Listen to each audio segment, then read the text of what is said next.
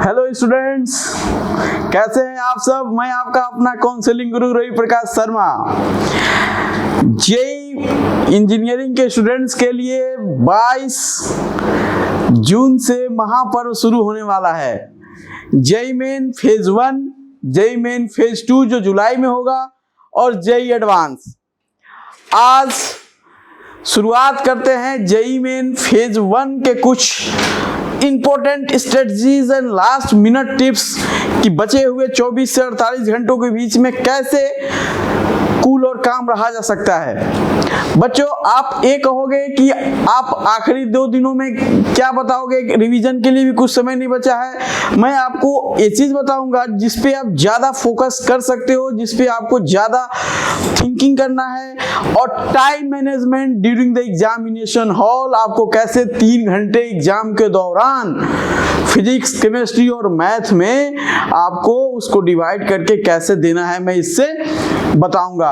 So let's begin with our quotations. IIT जाना सपना नहीं, जरूरत है। क्या है? जरूरत है। आपको 22 तारीख से जेईई मेंस की एग्जाम शुरू हो रही है। आप जर्नी शुरू कर रहे हो तो ये आपकी एक जरूरत है, ये सपना नहीं है। और एक चीज और मैं आपको बता दूं कि आपको सफल होने के लिए रोना नहीं है, रात में जग के पढ़ना है। रोइए मत। आप ये मत फील कीजिए कि अब कैसे होगा, लास्ट का 2 दिन बचे हुए हैं, कैसे होगा। अरे जेईई मेन 1 नहीं होगा, 2 होगा। ठीक है, आप अपना 100% दीजिए। चलिए इसी के कड़ी में आपको बताता हूं कि क्या, कैसे और कैसे हम स्ट्रेटजी को फॉलो करेंगे। So let's begin. A piece of gentle advice before 24 hour of the exam. जैसा कि मैं आपको फिर से बता दूं, 22 जून से 29 जून आपका फेज 1 जेईई मेन 2022 का है। इसमें मैं देखूंगा कि क्या क्या आपको दिमाग में फोकस करके रखना है, क्या क्या उस एडवाइस को फॉलो करना है जो एग्जामिनेशन के पॉइंट ऑफ व्यू से ज्यादा इंपॉर्टेंट है। So comes to the first point, keep away from the negativity. First thing, आपको वैसे बच्चों के बीच में नहीं रहना है जो निगेटिविटी फैला रहे हो। मींस ऐसे बच्चे जो बार बार आपसे फोर्सफुली कहते हो, यार देखो ना मेरा तो ये चैप्टर लैगिंग है, मेरा ये चैप्टर नहीं हो पाया है, मेरा जेईई मेन में प्रिपरेशन अच्छा नहीं है, मैं ड्रॉप ले लूंगा, मुझसे नहीं हो रहा है, अब मैं दूसरे प्राइवेट कॉलेजेस में चला जाऊंगा। अगर कोई ऐसा बोल रहा है या बोल रही है तो आप उस निगेटिविटी से अलग हटिए।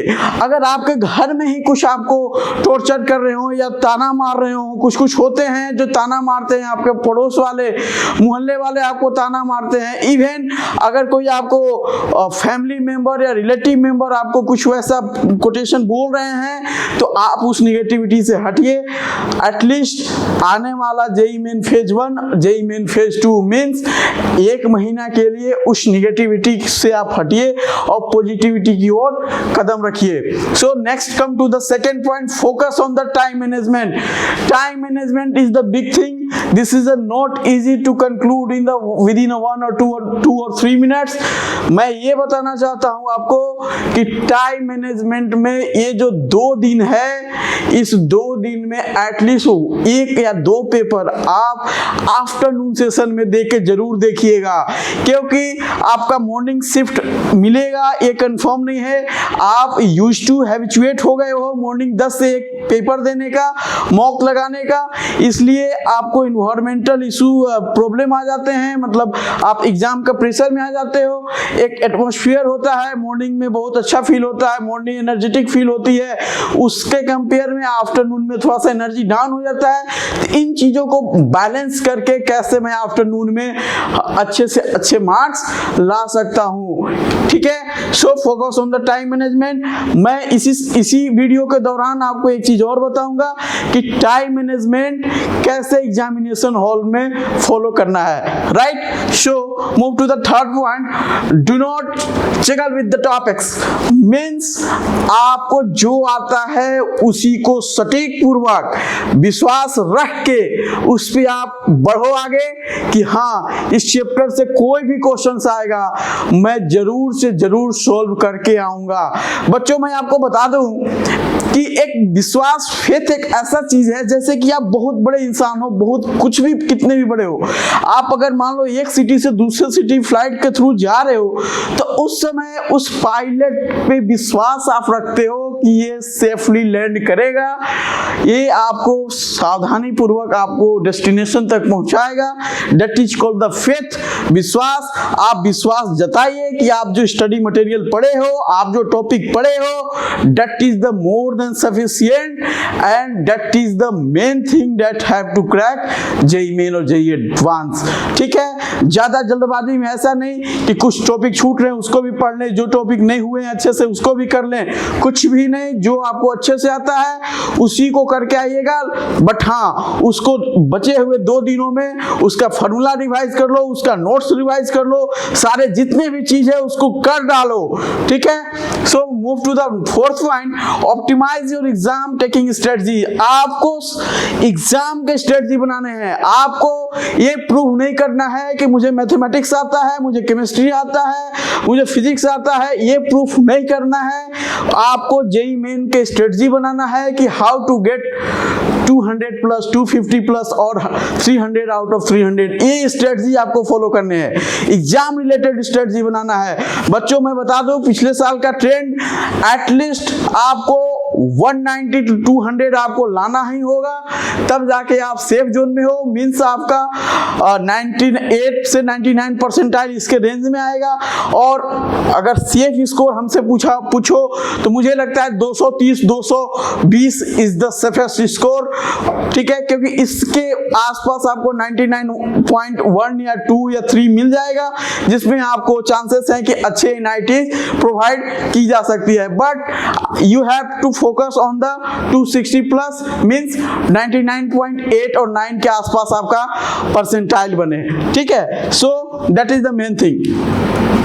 Most important is 5th point, revise important topics. जैसे मैं बोला कि वो चैप्टर करने हैं जो आपके लिए इंपोर्टेंट है। चैप्टर वाइज आपको मैं मॉड्यूल प्रोवाइड किया, वो लिंक पे दे दूंगा, आप एक बार चैप्टर वाइज देख लो, या ऑलरेडी आप प्रीवियस ईयर लगाए हो। तो इंपोर्टेंट टॉपिक का मतलब ये है कि आपको जो टॉपिक अच्छे से आता है रिवाइज आप उसी को करोगे।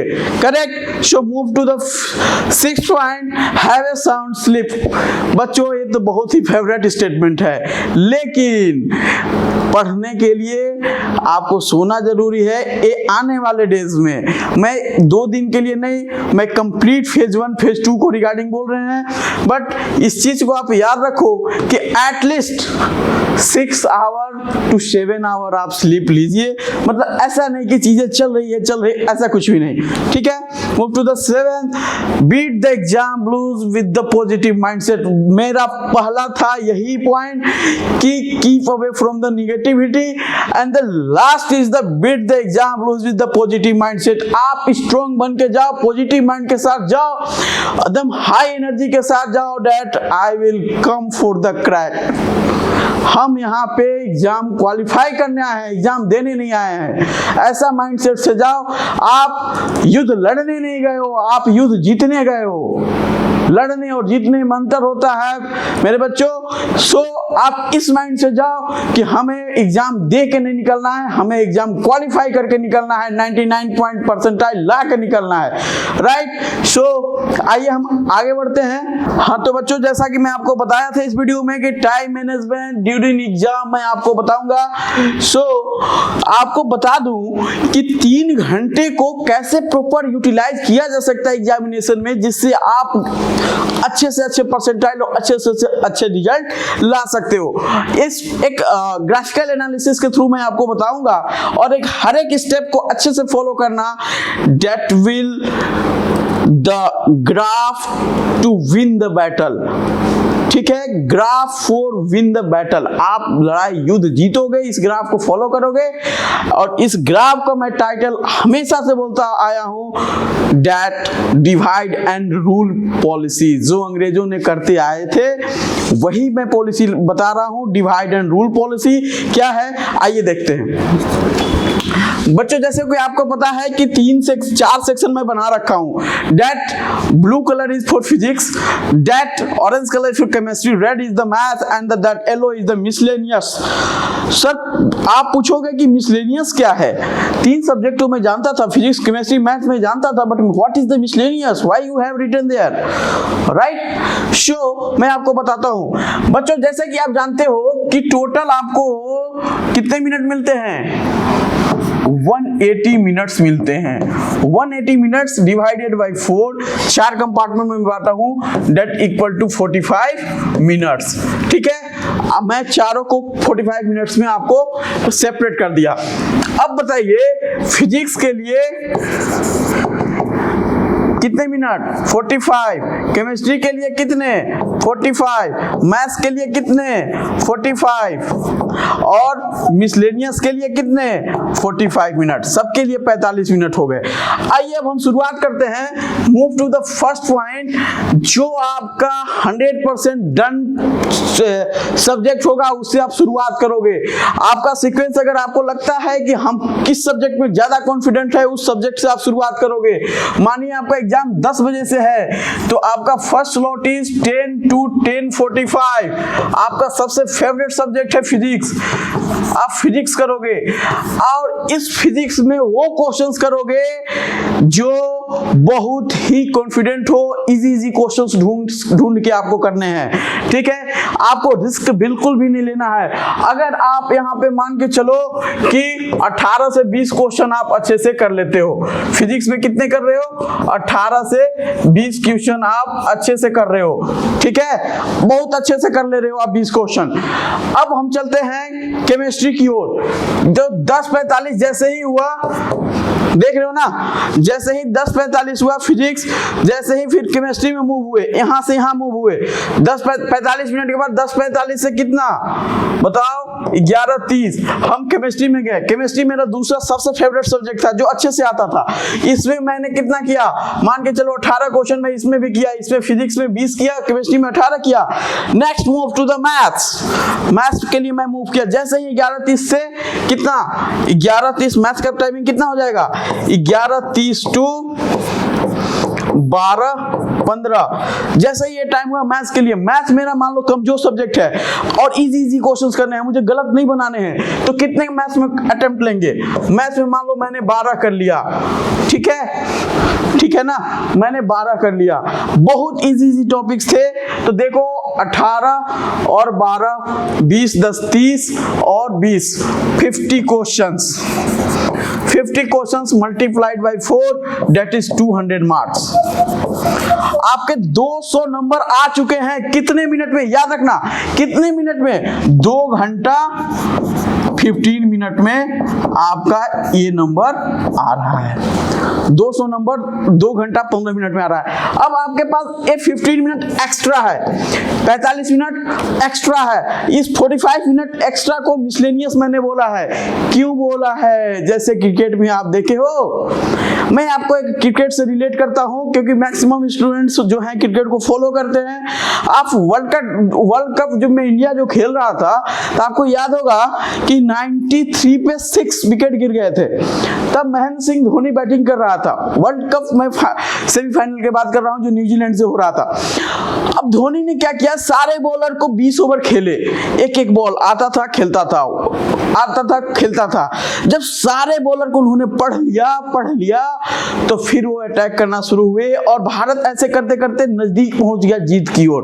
वो एक अनफॉर्चुनेटली अनहोनी होनी थी, जिसके चलते हम आज भी वो सपना अभी तक अधूरे रह गए, नहीं तो हम तीसरी बार वर्ल्ड चैंपियन होते। तो मेरा कहने का आशय ये है कि आप फिजिक्स केमिस्ट्री मैथ तीनों टॉपिक दे दिए हो exam.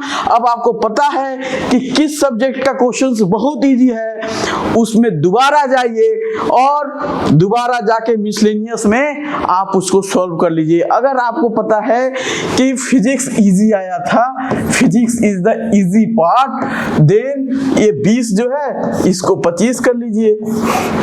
Chemistry is the second easiest, इसको 20 कर लीजिए, इसमें +2 कर लीजिए, इसमें 5 कर लीजिए, मतलब अप्रॉक्स 8 to 10 क्वेश्चन और आप ऐड कर लेते हो, मतलब 30 नंबर और ऐड कर लेते हो, तो अराउंड 230 नंबर आपका आउट ऑफ आ सकता है, 230 प्लस आ सकता है। 230 is the safe score to get the seat in the NIT। ठीक है, that is the time management. Hope आप एक ही क्वेश्चन पे स्टिक मत कीजिएगा, कभी मत कीजिएगा, क्योंकि बच्चों कभी ये चीज नहीं बोला जाता है कि आपको भारी क्वेश्चन, टफ क्वेश्चन ही करना है, you have to get the marks. जैसे कि एक क्वेश्चन मान लो आ गया, एक क्वेश्चन से, जैसे कि मैं आपको दिखा रहा हूं, एक क्वेश्चन मान ले है,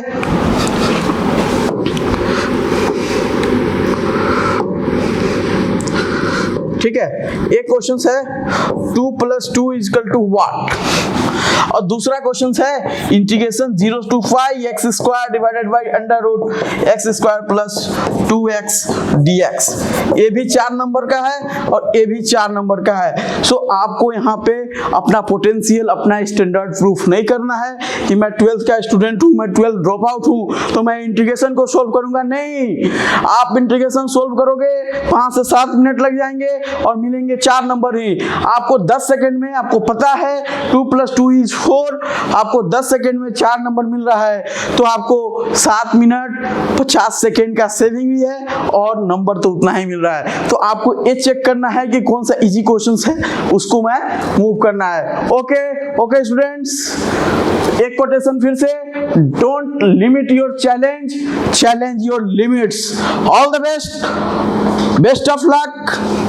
और मैं ईश्वर से कामना करता हूं कि सबसे पसंदीदा, जीवन का सबसे इंपॉर्टेंट लक उस दिन आपका साथ हो, सारे लोगों का आशीर्वाद आपका साथ हो और आप JEE मेन को क्रैक करके आए और आपका ड्रीम पूरी हो। Once again all the best, thank you.